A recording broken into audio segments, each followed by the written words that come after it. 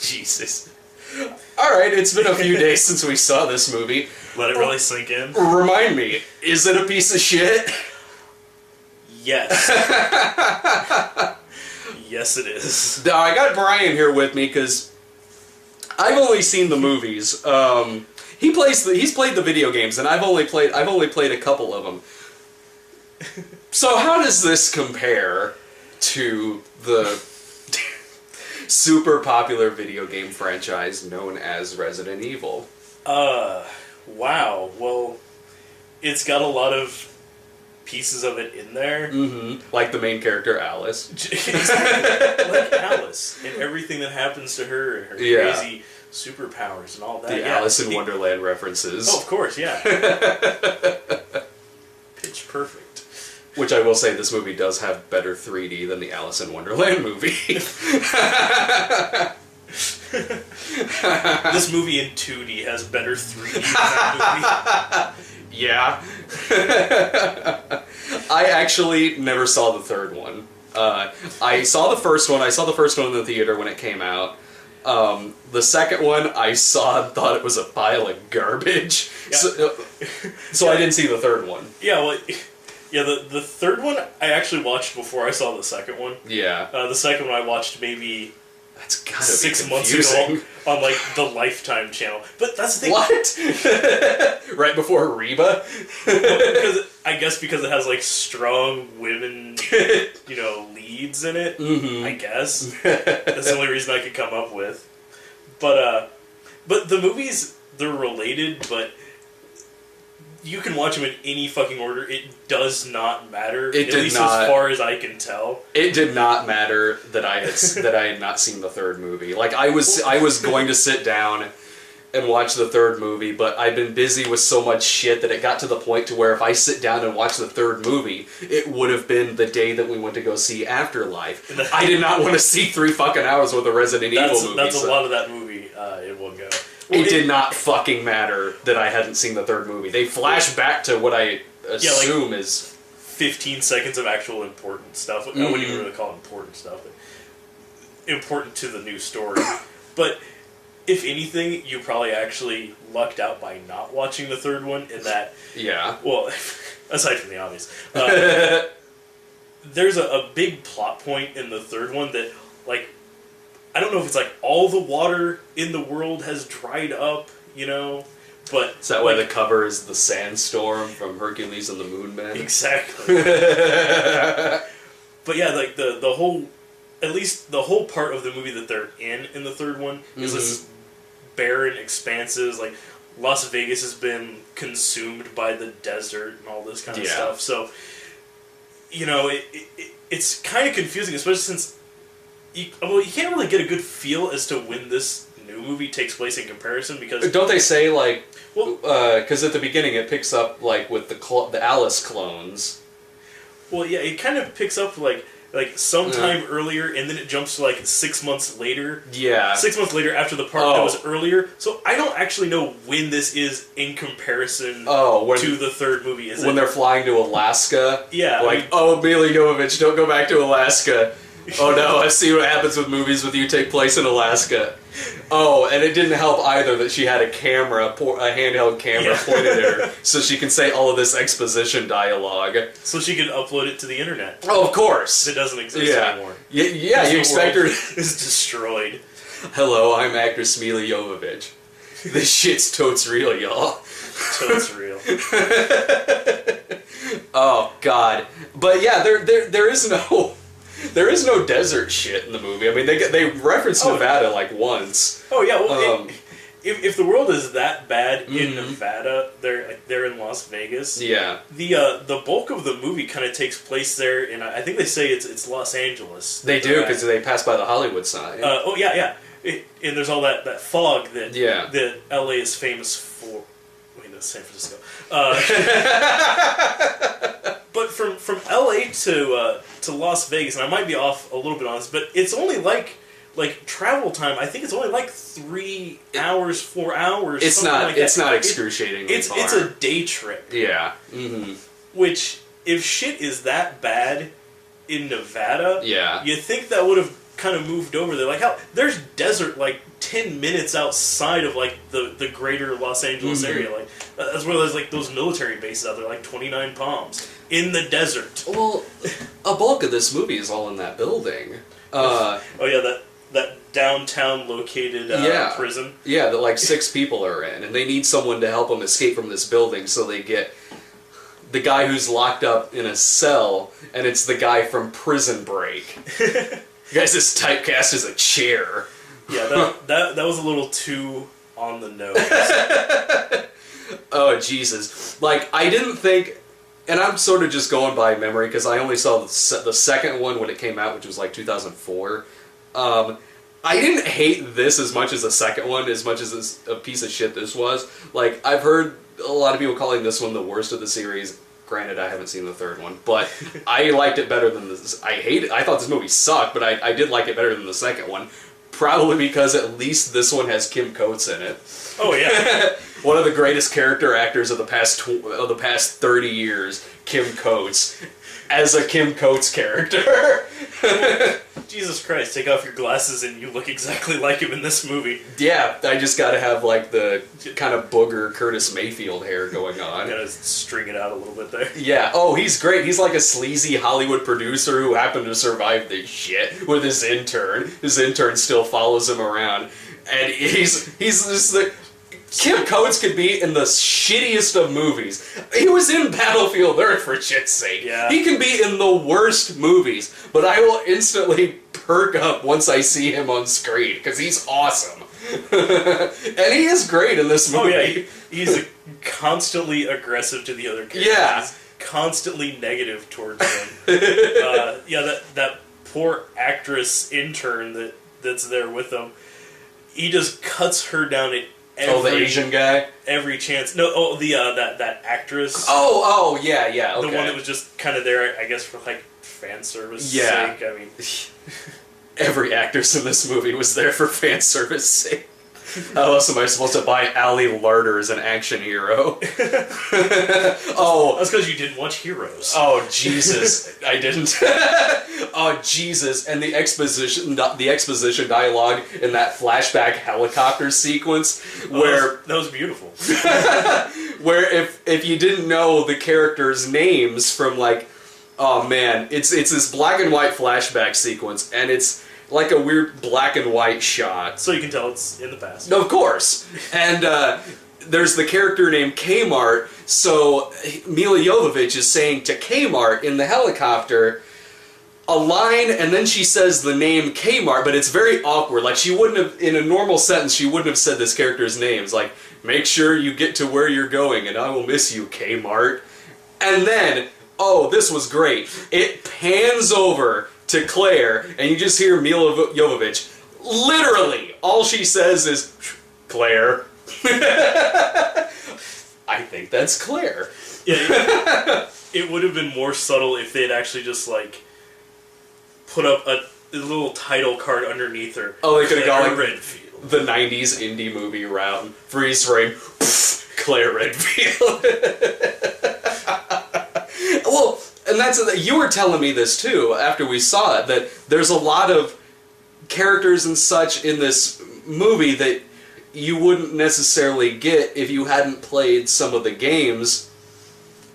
I wasn't really confused by it, but I mean there are like okay, the big executioner looking motherfucker who has nails and shit in him, like, is he one of the ghosts of Mars? Is this like he gets infected and immediately shoves nails into like his skin and shit? Like it doesn't explain this character at all, but I wasn't confused. I mean, okay, it's just a big motherfucker. Well, in this movie, it draws heavily from Resident Evil 5, and I'll admit I've played a lot of the games. I own most of the games.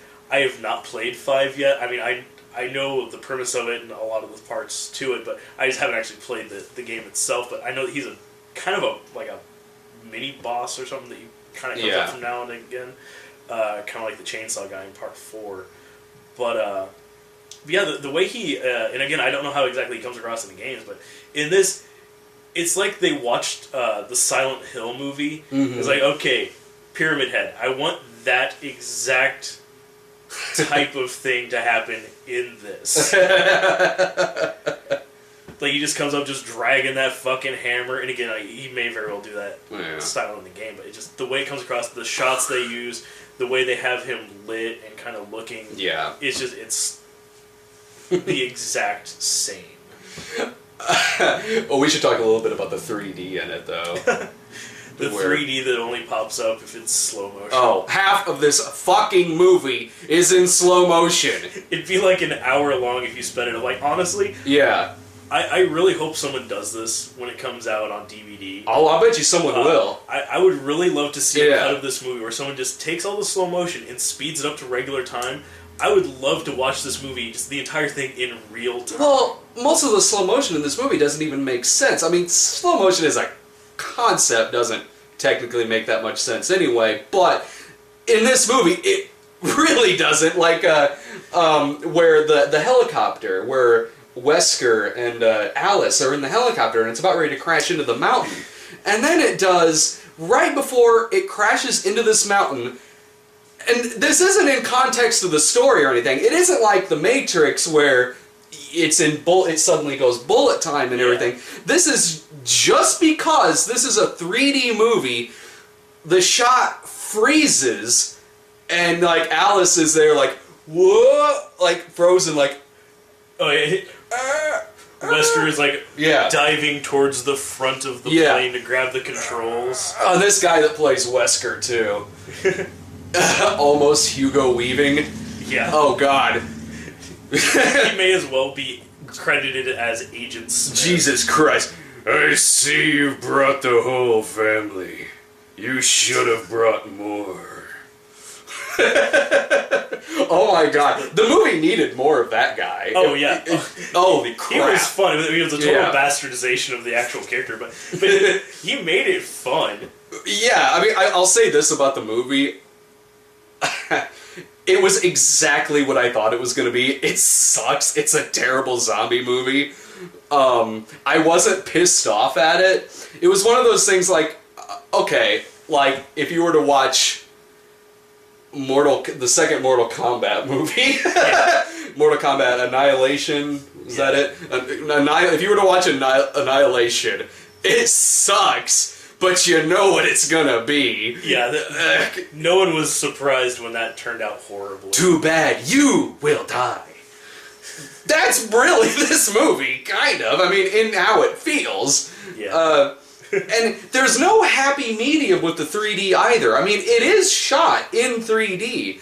So, I will say that the 3D looks fine, but there's no happy medium in how they use it, because either it goes slow motion for no reason whatsoever. Slow motion action scene. Yeah. Well, and even to the point where it'll start off in regular speed. Yeah. And then something will happen, like somebody will start like throwing a punch, and then it cuts to slow motion. Yeah. And then right before the connect, it'll go 3D, and the slow motion will go slow motion. I mean, it's just a snail's pace. But not only that, but a lot of the action scenes too are too fast for it to be in 3D. I mean, there is a lot of slow motion in this movie, but at the same time, like I said, there's really no happy medium with the 3D, because either it's so slow to where it's preposterous, or it's so fast you can't tell what you're looking at. Yeah. It basically adds up to a lot of dirts being thrown at the screen. And honestly, for a movie that's shot in 3D, and granted there is a lot of slow motion in it, but it's very few in between where they really amp up the 3D. Yeah. What you see in the trailers is really the best it's gonna be. Yeah. And that's an action set piece at the beginning of it and at the end, because really Wesker's is only in the beginning and the end. Well, hell, the trailer is basically the entire like first 5 minutes of the movie. Yeah. I mean, watch the trailer and you know how everything is up until the point where there's that big crash. Yeah. Where they go so slow that they stop. And yeah. In that scene, Jesus I can only assume that was probably done almost towards the end after somebody said, guys, come over here and check out the trailer for Inception. Isn't that awesome? They're all just like in the air. Oh, we have to do that exact thing. Oh, well, Jesus Christ. I mean, I like how it's gotten to the 4th movie right now, and anybody knows that this is a fucking Paul W.S. Anderson movie. Everyone knows that it is, but even when his name pops up in the opening credits, everyone is still always like... And that popped up and you started laughing. I'm like, did he forget who made this? I didn't forget. Just the sight of when it says a film by Paul W.S. Anderson is funny. The guy made the worst fucking Kurt Russell movie ever. It's like... At this point, I mean, yeah, it's right up there with saying, like, a film by Michael Bay. Yeah. I mean, it's... Or Shyamalan. Yeah.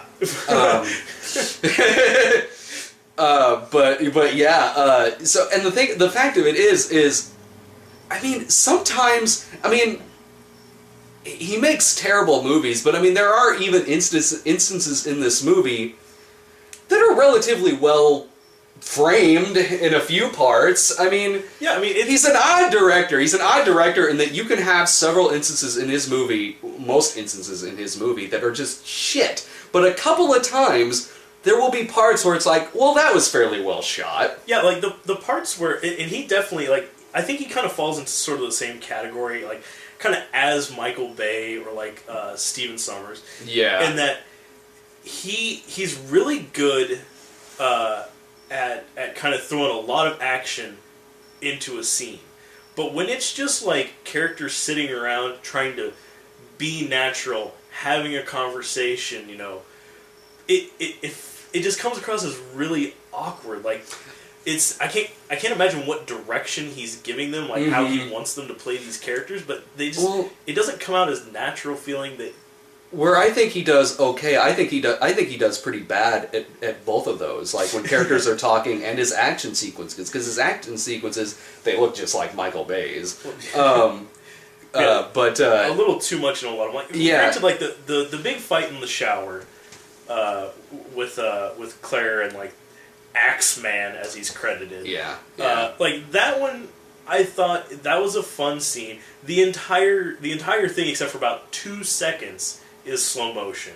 Yeah. Well, in the the 2 seconds that aren't slow motion are in the middle of the fight where like she hits the ground and then it goes regular time while she like kicks her head up and then it immediately goes back slow motion. Yeah. But that one I thought was well done, but. With that, it was just 2 characters. Yeah. Any more than like 2 characters on screen, and it's a confusing mess half the time. Like, well, the whole first like part of the movie with that looked ridiculous. The clone Alices. Oh my god. I mean, that was some of the worst.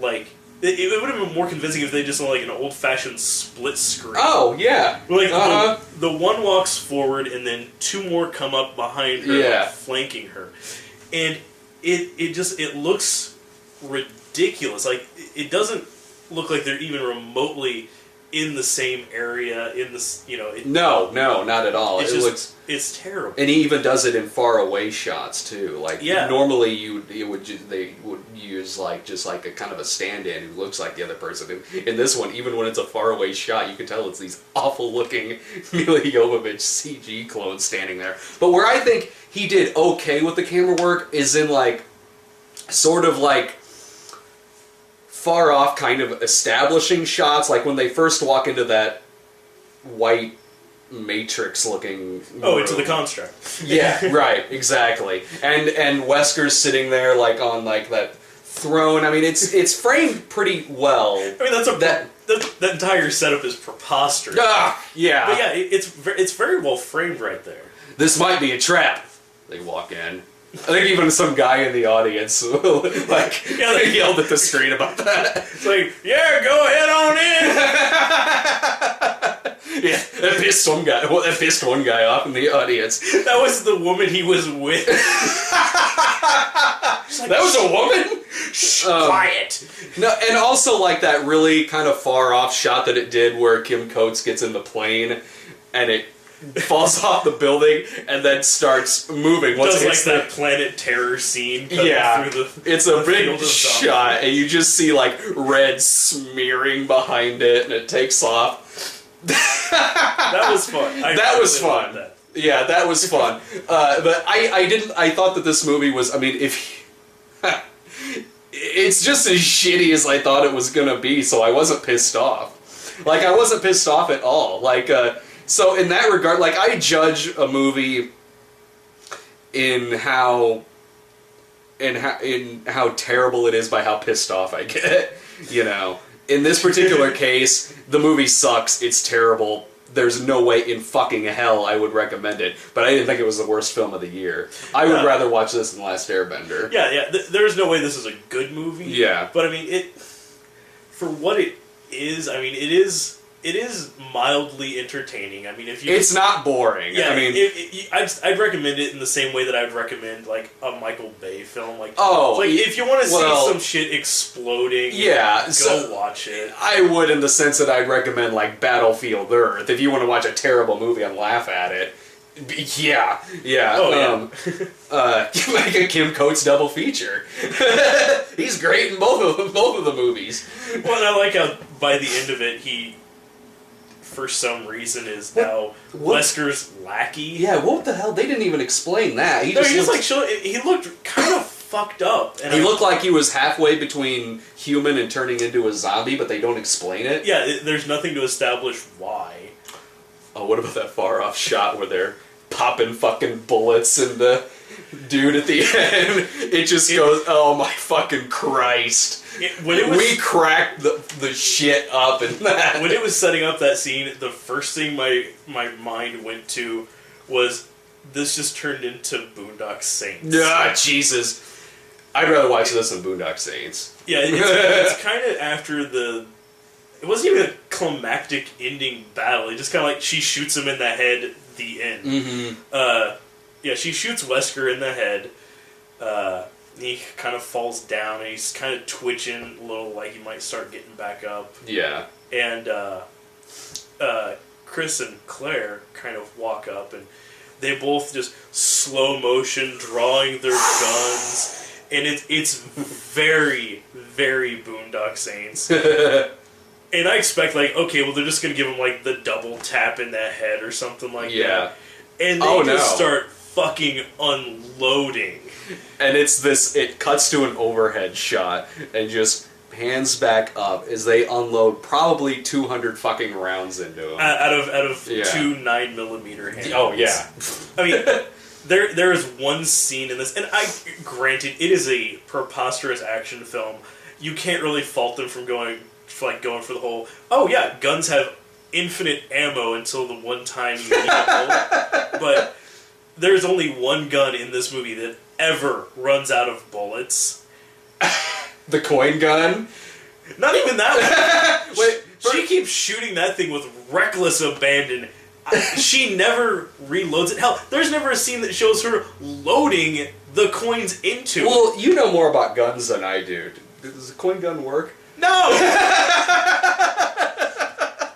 Plus, I don't even know, like, there's that scene where she's stacking up a bunch of quarters, which, it's been a while since I've done anything with an actual shotgun, but as I recall, a quarter is bigger than a shotgun shell. But that's neither here nor there. Honestly, I would have been fine if she was, like, melting them down and making her own ammo. That's what Robert Ginty would do. Exactly. But unless she had, like, an actual way to load them into a cartridge, had a big thing of dry gunpowder, you know, and was she just plugging them in there and just hoping for magic? It took me a couple of times after she shot it before I realized those were coming for her gun, because for a few times I thought that she was just shooting something that happened to just spray out some coins, like she shot something and it just, like a bag of coins, and it like just the guy was holding a big comical loot bag. Right. I mean, so much shit was flying around at the screen that's what I thought. It wasn't until the third time where I was like, she's fucking shooting quarters out of that thing. Oh yeah, and it gives it this... I think if Scott Pilgrim hadn't come out already, I wouldn't have thought thing one about it, like, well, that's stupid. But after seeing Scott Pilgrim there a couple weeks ago and then seeing this, it just gave it a very comical feel to that, because, you know, she shoots them, they fall down dead, and then just coins come spraying out of their heads. Yeah. And, like the axe guy, she shoots it in the head, and it falls over, and then just about like $15 in quarters comes spilling out of its neck. And it's ridiculous. It's like, oh, okay, well, she got her in-game money so she can find the little arms deal. Oh no, that's so she can the shack. That's so she can be like that guy in that Coke commercial before the movie and use the change to ask out the hot girl from the recycling stand. Well, I said I was going to do this on Twitter. I asked you guys what you thought, so I picked some of the better ones. Okay, RBFXJMH says, clearly a masterpiece. Made Citizen Kane look like Super Mario Brothers. Impossible. Super Mario Brothers already is Citizen Kane. Let's see here. Cactus Matt says, I've only watched Angry Joe's review, but it seems like it's the same shit as the first three. Which means I'll be seeing it, as I enjoyed the first three shitty films. Well, at least he knows what he's getting into. I guess I'll say that. If you like the first two, you'll like this. Torn 0023 says, OMG, that leather is so tight. True. The movie does have a lot of tight leather in it. Yeah, it's very like Blade in that respect. SD Hero says, regarding the 3D, movies are already really stupid, so stuff flying at your face feels weirdly appropriate. But I just liked it better like in the older 80s ones, where stuff would be flying at your face, but it wouldn't really... I mean, Jaws 3D did this a time or two, but like Friday the 13th 3D probably did 3D, is one of the best 3D movies, I think, ever, and uses 3D great. I was going to go ahead and say best 3D film ever. You know what? I'm going to say that Cameron. too. Yeah, Friday. Yeah, cocksucker. Hell, honestly, if we're going by that logic, which I do, I mean, I for a 3D movie, I love the cheesy 3D. So and that movie did it really well because, like, say for instance, the yo-yo scene where popcorn. It wasn't doing it in slow motion. It was just, he's got the yo-yo and he's doing that. Yeah, I mean, in this movie, it would have been like the yo-yo come down just slowly spinning, and then it explodes. Andy, I'll break your string. Let's see. Kukulkan 22 says, it was hilarious, like that coin gun scene, or how we're supposed to take the movie seriously. Mr. Senior Kevin says, my thoughts, no, stop it! Too late, they've already greenlit the fifth one. Yeah, I love how, like, a day before the movie came out, they're saying, like, well, we've been thinking, but we're not sure if we'll go ahead with it. The day afterward, they're like, no, it's already being worked on. Well, yeah, I mean, it has an open ending. Yeah, how they did that preposterous open ending. Jill Valentine. It was open, and then they started the credits, and then they're like, by the way... Another open ending. 2 fucking cliffhangers. They both suck. There's technically 3 if you count the Cloverfield moment where you see Wesker parachute away. That's right, yeah. Which, I mean, to be fair, I wasn't paying enough attention at that point to care. I was like, oh, hey, the black guy lived. Yeah. Apparently he can dig tunnels as well as the zombies can. Which, were they eating all that dirt and concrete? I have no idea. I can't imagine they were like setting up like buckets, like doing the Great Escape. They just did that. They just did that so they could throw in an Alice looking down the rabbit hole reference. That's the only reason why they did that. The zombies, the zombies tunnel their way into the buildings in this. Like zombies are prone to do. Yeah. I forgot they can dig through solid concrete. That's what Steve McQueen and Charlie Bronson taught us. Well, if Charlie did it, it's true. The only reason this movie made like $25 million opening weekend, and so they greenlit the fifth one because of that. The only reason why this made $25 million is because of the 3D. It's because of the tacked on 3D price. Well, and like I know that in certain areas, movie prices are different all over, but the theaters here now, they're AMC theaters. I don't know if they have more of a standardized system or what, but the 3D here now is jumped up to like $13. Joe talked about it in his video. Preposterous, because considering how if the theater we went to, if we had driven 5 minutes away and went to the 2D screening, it would have been $5. Yeah. Yeah, Joe was talking about almost that. 3 times We the did. amount because we're stupid. Yeah. Yes, we are. Yeah, Joe said that his theater was like $13.50 or something like that. I mean, it's only another 50 cents, but well, hell, like 2 months ago, not even 2 months ago, the last 3D movie we went to, Piranha, $12.50. Yeah. It's been what? Even that's preposterous. 3 weeks? Yeah. It's been a few weeks, yeah. My friend Katie, Send More Cops, says, "Oh, I've got some thoughts, alright." Wait, does it matter if I've seen the movie or not? It does not. No. Katie, whatever you were thinking, you were absolutely right. Tenson says, "Afterlife felt like the grown-up equivalent of a kid showing off a new toy. In this case, the new toy is a 3D camera." Well, I just love the fact that, like, some of the trailers for it were touting the fact that it's like, you know, shot on the groundbreaking technology used by James Cameron's Avatar. Yeah. Fuck That's that. what I could tell. Fuck. It looked just as muddy and washed out as everything else. Yeah, I mean, the fact that it was shot in 3D, I mean, it did look better than Last Airbender. It did look better. It did look better than Alice. It looks a lot better Wonderland. than those ones that are converted. But it didn't look nearly as good as My Bloody Valentine did. Oh no! Which that one is still like the benchmark for me for this new like real D stuff. I agree. That is the benchmark, and so far nothing for me has hit that mark. No. Like Avatar, yeah, the whole thing, all 15 hours of that saga. It looked fine, but it was just like atmospheric. Yeah, it enhanced the viewing. Yeah. And I know that that's what James Cameron assumes 3D's for now after his trash down of Piranha. He can go fuck himself. But I mean, he for the visual aesthetic of it, which I mean that's fine if you want to do it. But if I ever watch that movie again, and I won't, but if I ever happen to watch it again, it'll look just the same to me. I mean, it won't be in 3D. I'll be watching my old ass TV over here, and I won't give a shit. Yeah. It will not matter. It'll be in full screen too. I don't even care. And truth be told, like, you can't with this. I don't know what the deal is because you can't really use the excuse that it was so dark that I couldn't really make out the 3D because the scenes where they're using like the 3D effects heavily are bright as shit because they're in those white fucking rooms and shit, and it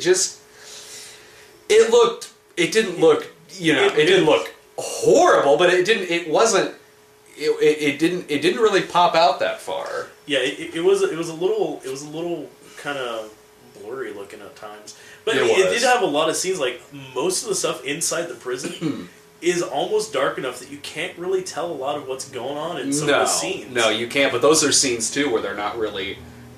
There's only they're doing a lot of slow motion in this, but there are several scenes where there are heavy blocks in this movie where they're not utilizing a lot of 3D. Yeah.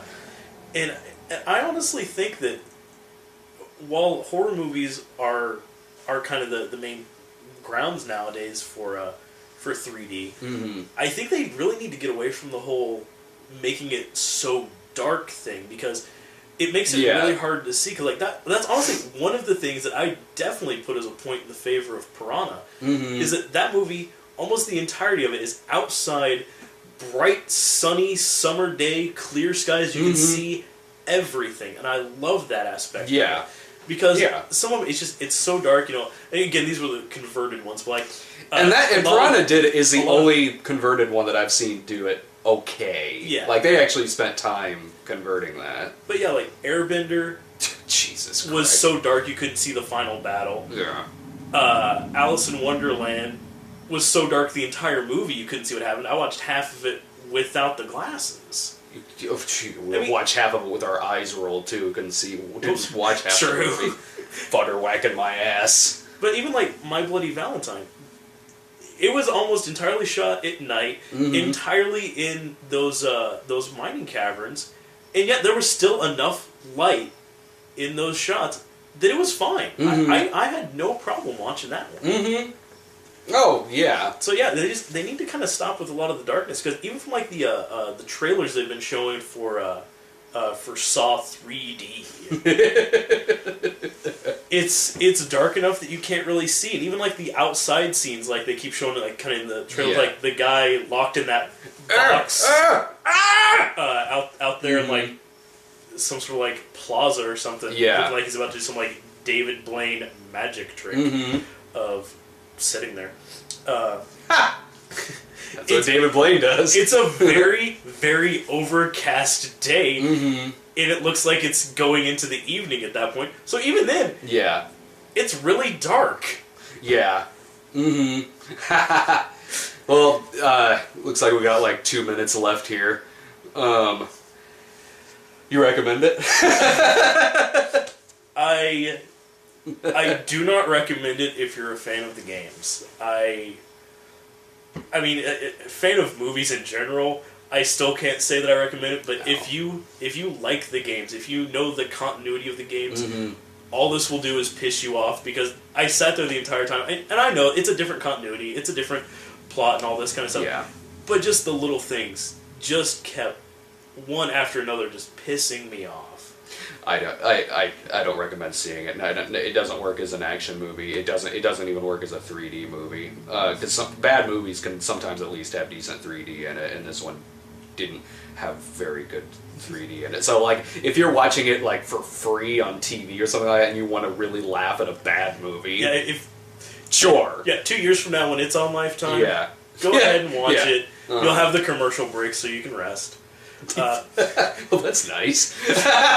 Sweet. Really, the only we didn't have that luxury. Yeah. The only way that I would really recommend this is if you're a fan of pumping, sort of techno-ish soundtracks. You liked Ultraviolet. If you liked Ultraviolet, you'll like this. I mean, the soundtrack, honestly, I'd say was the best part of it. And I'm not usually a fan of that style of like driving sort of beat like that, but the music is very well for it, you know. So sure. Props for the music. If you want to spend $13 to listen to the soundtrack, you just sit there with your eyes closed and listen to the soundtrack. Alright, that's all I got. See ya.